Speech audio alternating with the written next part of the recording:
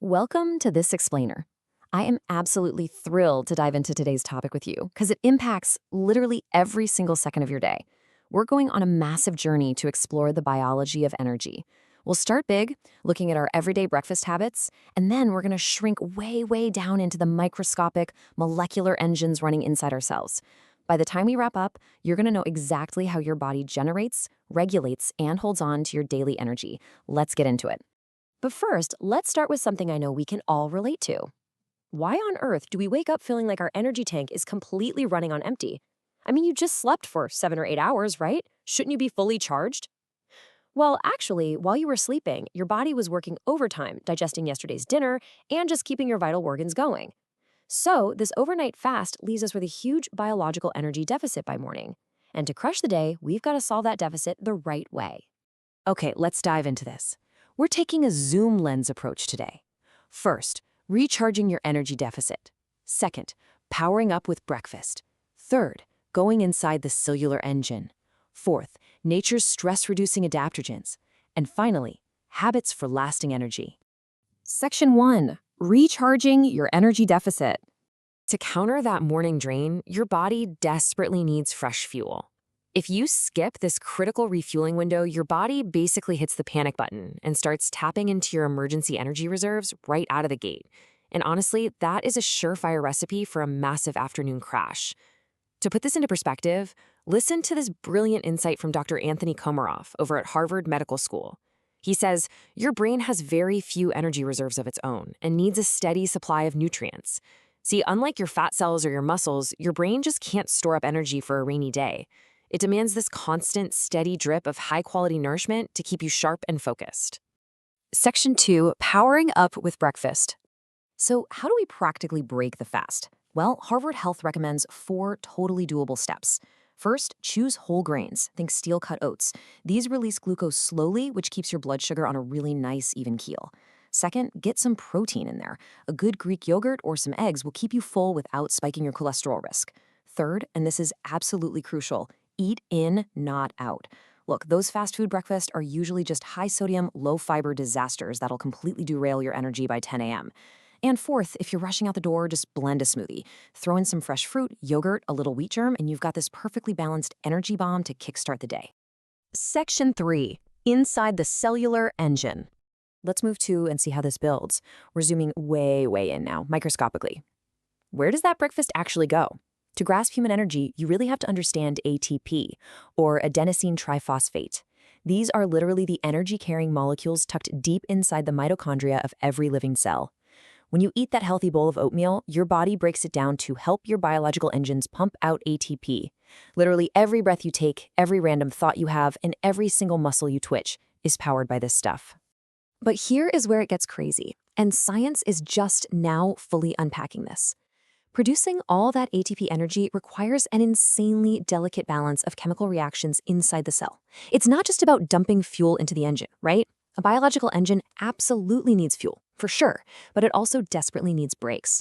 And this whole system relies heavily on 2 specific critical minerals. And this brilliantly illustrates how it works. Think of it like a car. On one side, we've got calcium. This is your accelerator. It floods into the mitochondria through a gateway called the MCU channel, aggressively revving up that ATP production. But on the other side, we have magnesium. These are your brakes. It comes in through a totally different gateway, the MS2 channel, and acts as a cationic rheostat, which is basically just a fancy way of saying it's a biological dimmer switch. It carefully controls the speed of the engine so it hums along perfectly without overheating. Because if that engine overheats, the results are literally catastrophic. Without enough magnesium stepping in to bind to the MCU, regulating acidic patch and hit the brakes, calcium just runs wild, causing a massive overload. This unchecked calcium literally blows out the engine by opening what's called the mitochondrial permeability transition pore, or MPTP, and that leads straight to cell death. So your energy isn't just about the food you eat, it's heavily dependent on this microscopic tug-of-war between calcium and magnesium keeping you safe. Section 4. Nature's stress-reducing adaptogens. All right, let's zoom back out to the macro level. Because we definitely don't live in a vacuum, we have to talk about how daily stress just hammers this delicate cellular machinery.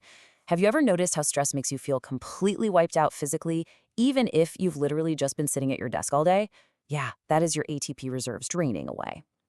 Enter adaptogens. These are botanical herbs that have been used historically to help the body respond to stressors much more efficiently.